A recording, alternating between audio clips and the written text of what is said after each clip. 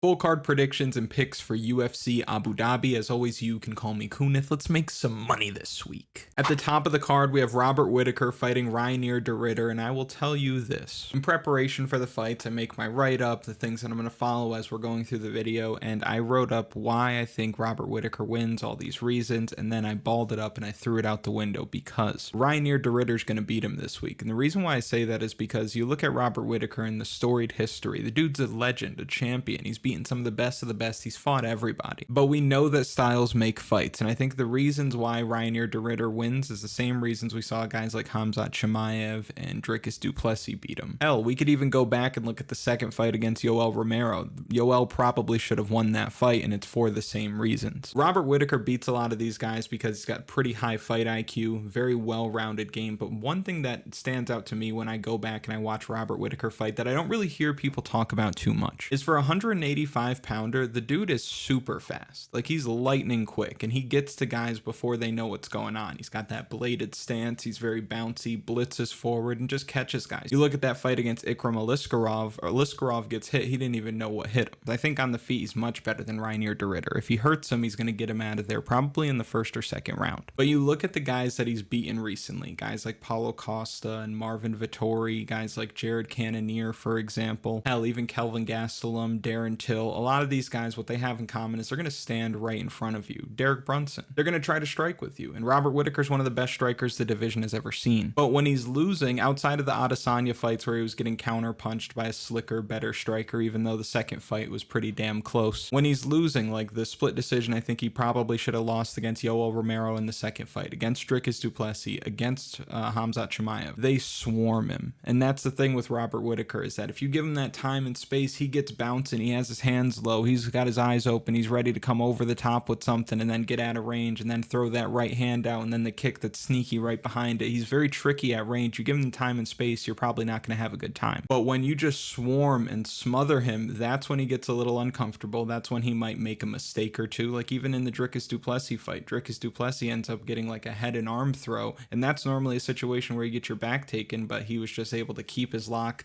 finish the takedown, get on top of Robert Whittaker, and he just took it to him. Khamzat Chimaev did what he does to everybody, runs across the cage, takes him down, and then gets that choke in that damn near broke his jaw. Does that count as breaking your jaw? I don't know. His teeth were where his teeth aren't supposed to be. But it's these guys that just don't show him any respect, and they crash the pocket, they try to out-grapple him. These guys have grappling advantages over him, and also, Reinier de Ridder, he's got the advantage on the mat, right? He's not going to get taken down here. Robert Whittaker doesn't want those problems. Really, nobody does. So Whittaker's relegated to striking only, but it's going to be hard to strike when this guy's just rushing in to crash distance, get into that pocket, and start letting knees go in the clinch, elbows go in the clinch, try to take you down with those body lock trip kind of takedowns. We saw him out-grapple Gerald Meerschaert, which is not a small feat at all. We saw him finish Kevin Holland pretty easily, although Kevin Holland is public enemy #1. And we saw him bully Bo Nickel last time out. Now, a GM3, a Kevin Holland, a Bo Nickel win, that doesn't necessarily mean that he's going to get over on somebody like Robert Whittaker. That's a big step up compared to those guys, but it's not like he hasn't seen a fighter of this caliber before. Granted, when he did, he suffered 2 losses, but I do think that Robert Whittaker is going to have a tough time once Reinier de Ridder gets his hands on him. Robert Whittaker is a great live betting spot, though. If he gets beyond the second round, I think Reinier de Ridder is really going to slow down, but I don't know if it gets there. I could see RDR get into his spot on the mat, finding his submission, probably an arm triangle or something from top position like that, because once he's down there, he's a problem, and Robert Whittaker's been there, done that, seen it all on the mat, but still, this guy is probably one of the better grapplers that he's seen, and when he's seen 2 pretty solid grapplers in his last couple of outings, pretty solid, the best grapplers in the division, he got finished as a result in both fights. So I think that Reinier de Ridder is really good value at plus money. Don't like going against Robert Whittaker, but I do think that RDR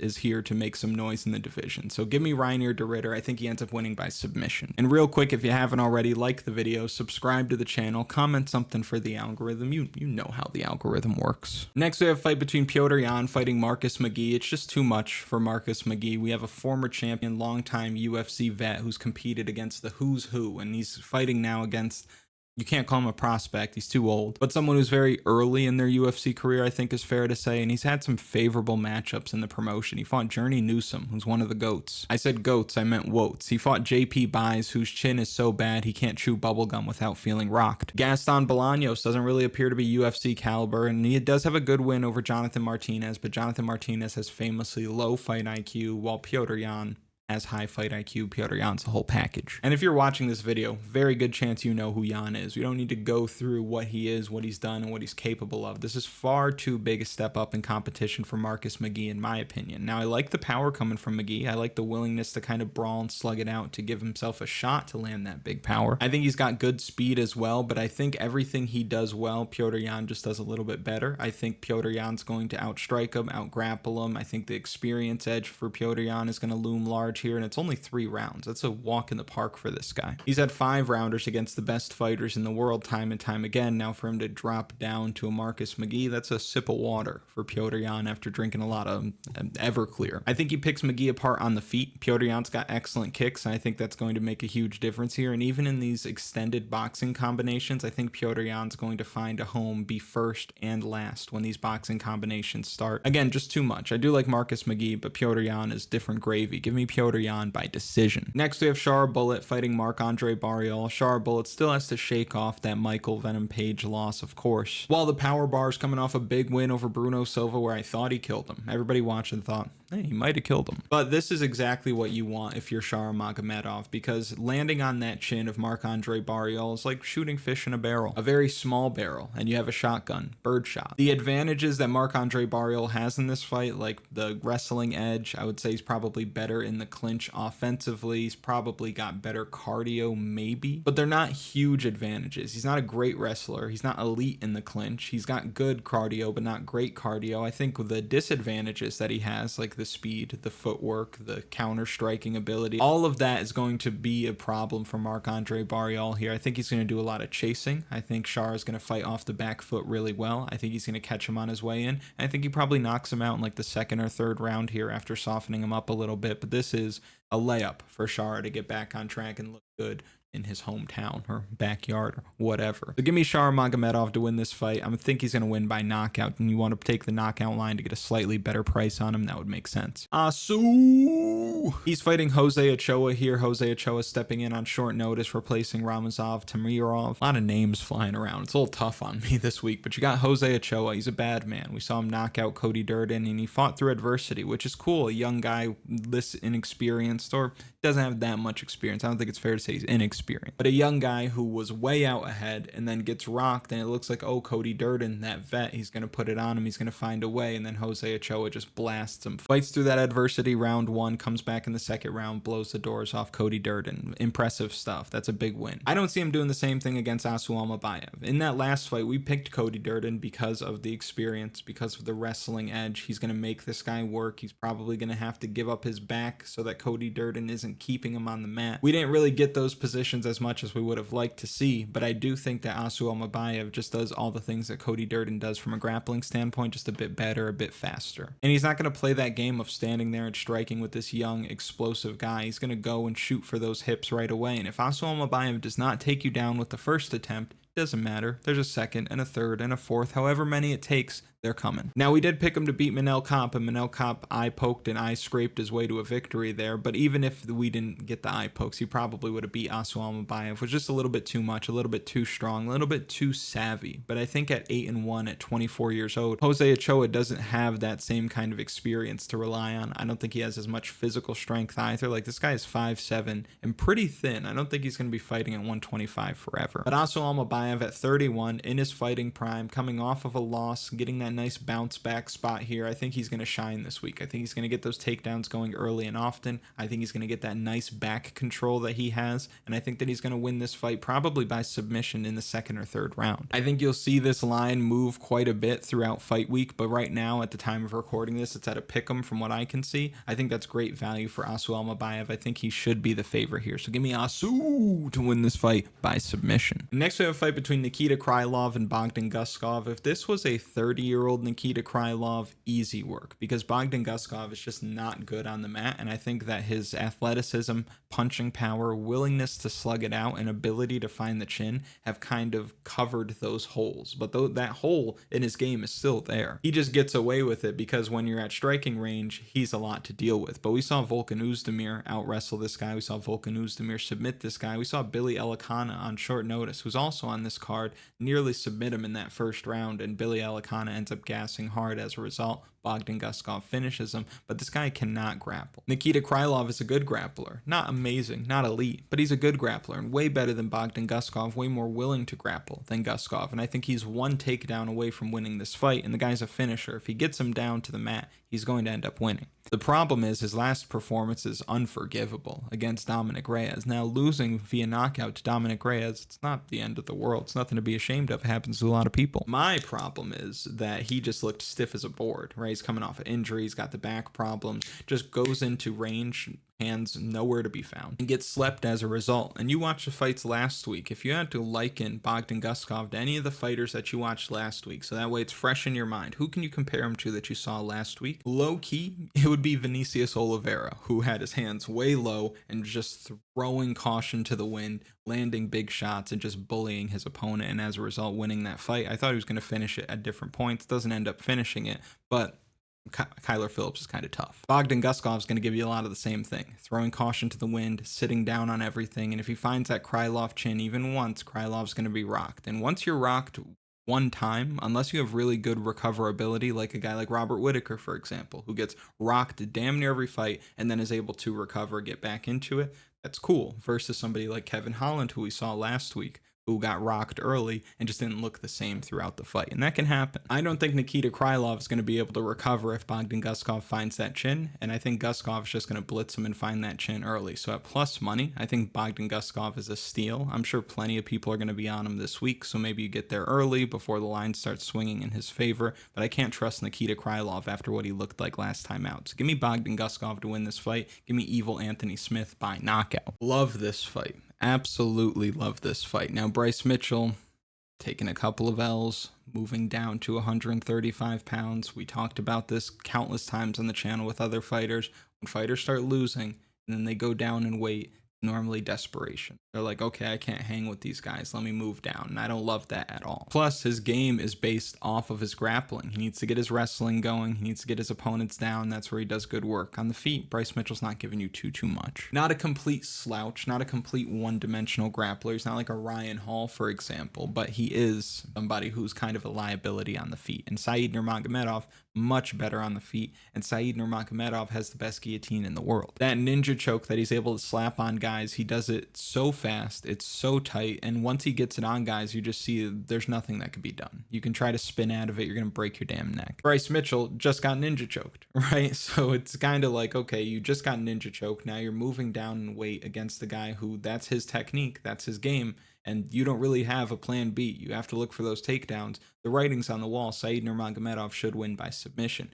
My problem is this. Because Bryce Mitchell has been fighting at 145 pounds against guys like Ilia Topuria, against guys like Dan Ige, against guys like Gene Silva, I think if Bryce Mitchell gets on top, I don't think Said Nurmagomedov's going to have an answer for him. I think the physicality, the grappling ability, the control that Bryce Mitchell has on the mat will win him this fight if he can get to a spot without getting ninja choked. So if you really wanted to get sneaky with this, you probably just play that the fight ends by submission.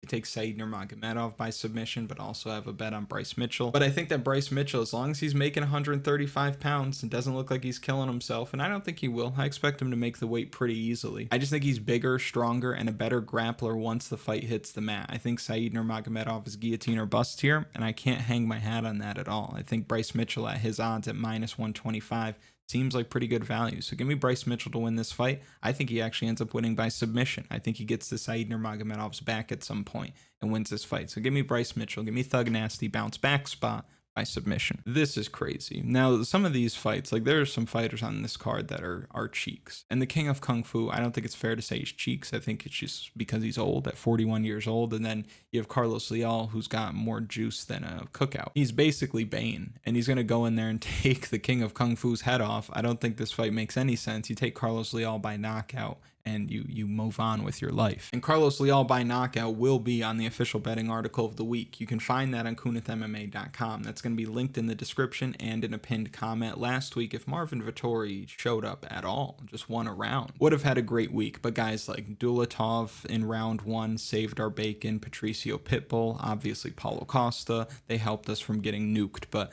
Marvin Vettori, you gotta hang him up. But if you want the official betting article, DFS strategy guide, lineup optimizer, data model projections, you could find all of that at KunithMMA.com. Back to the breakdown. Fun one at 135 pounds between Damon Blackshear fighting Davey Grant. This one's tough, and I'll tell you, I have picked Damon Blackshear, I think, every time, except maybe the fight against Farid Basharat. But outside of that, I picked Damon Blackshear every single time because I'm pretty high on him. I think Damon Blackshear has very, very good grappling. I think his striking has come a long way. We saw that last time out against Alatong Lee. The dude can fight from behind as well, which you really like to see. You see that fight against Cody Gibson early on, you're thinking Cody Gibson's about to finish him. Cody Gibson is way out ahead. He smells blood in the water. Damon Blackshear's time is up. Not the case. Damon Blackshear just stays steady, gets on top, ends up finishing Cody Gibson. And by the way the finishing sequence looked and how they got there, you would think this fight wasn't competitive at all if you weren't watching the first 3-4 minutes of it. So I'm really high on Damon Blackshear, and I'll tell you, I looked for every opportunity I could to pick Davey Grant here because I think Davey Grant might be the slightly better striker. He's definitely got more power in his hands. I think that Davey Grant's a bit more dangerous on the feet, no pun intended. But where Davey Grant can be beaten is on the mat. He's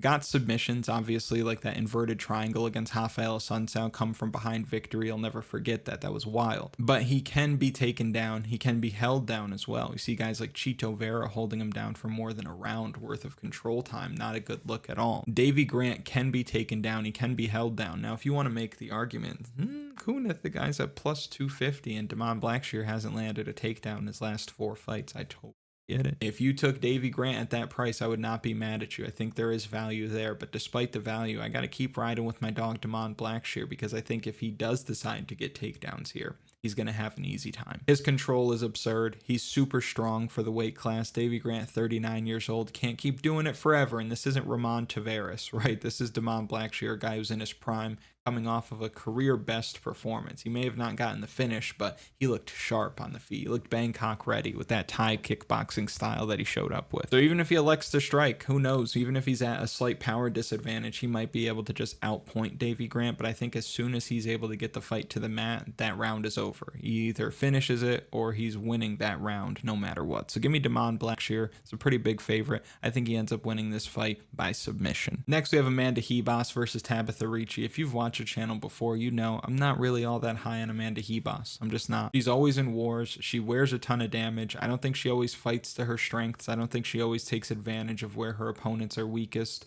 But I do think at less than 2-to-1 odds, she's minus 185. She might be a gift this week because she might just be Tabatha Ricci 2.0. Like she just does everything Tabatha Ricci does a little bit better. I could see her taking Ricci down. I could see if Ricci takes her down, just getting back up to her feet. I don't think Tabatha Ricci has amazing control on the mat. She's got good jiu-jitsu, but it's not really translating into submissions like that. On the feet, Tabatha Ricci's style is very basic. It's very 1-2 meat and potatoes, but at 5'1" with 61-inch reach, especially because she's standing straight up often when she's throwing her combinations, she's just going to get picked apart because Amanda Ribas, like, she's in these wars because she's willing to get after it, right? She has that head moving, she's coming at you and throwing a lot your way, not only punches but kicks upstairs, low kicks as well. I think the activity on the feet of Ribas plus the anti-wrestling that she can bring to the table is just going to be too much for Tabatha Ricci. I think Ricci looks a step behind the whole time. Amanda Ribas is fighting somebody. If she's favored, I'll just go the other way. That's how I looked at it, but I don't think you can. I think that you got to respect the skill set, respect the physical differences between these two. Like, that's a big reach and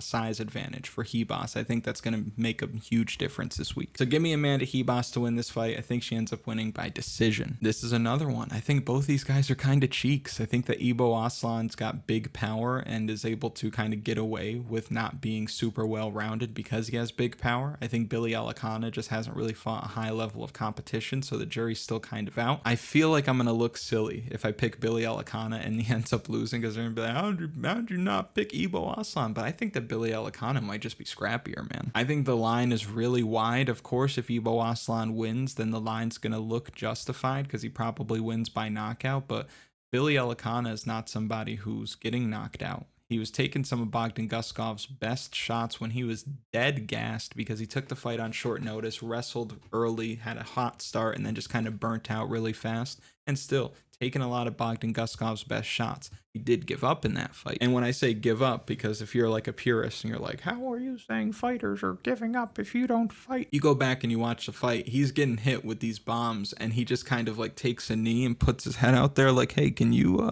guillotine me please? So this will be over. And Bogdan Guskov's like, I know me by KO is on everybody's parlays. So yeah, let me... So yes, the man gave up last time out, but before that, even dead tired, Bogdan Guskov's got big powers landing heavy. Boom, boom, boom, and Billy Elekana's just eating it.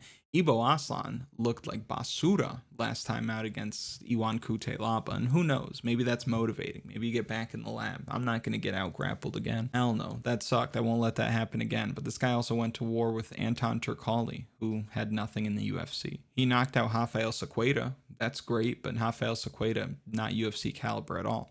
Jury's still out on Billy Elekana, but I do think that he might just be a bit scrappier. I do think that if this fight gets to the mat, it's probably on his terms, and he ends up finding Ibo Aslan's back. Even if he doesn't finish it, just getting on his back is going to win him the round. So it might not feel great, but I'll take Billy Elekana as a dog at plus 200 or better. The line's probably going to continue to go Ibo Aslan's way. People sell parlays all the time. Look at Daniel Zellhuber. Look at Kevin Holland. I think Ibo Aslan could be a parlay salesman of sorts. So give me Billy Elekana at plus money. I think he ends up winning, say by decision. These guys are also cheeks. Muhammad Yahya kind of in the same situation as Bryce Mitchell, where losing back-to-back fights. This guy's losing at 155 pounds. This guy's fought at welterweight, and now he's dropping down to 145. Not the first time he's fought at 145. He's got experience there. He can make the weight. He's not a big dude by any means, but he's just looked so bad. And I can't really fault him for losing against Trevor Peek. Trevor Peek is a nightmarish matchup unless you're very, very technically sound. Then you'll get over on Trevor Peek, but just the ferocity coming from Peek, it's got to be a pain in the ass. And then to lose to Callier Fernandez. Callier Fernandez is a problem at 155 pounds, and he just got the doors blown off of him. He had no answers for the kicking game coming from Fernandez. It looked bad. But Stephen Wynn got lit up by Jarno Aarons, who I don't think is in the UFC anymore. Jarno Aarons, not good. And he was beating the piss out of Stephen Wynn. But that was Stephen Wynn's UFC debut.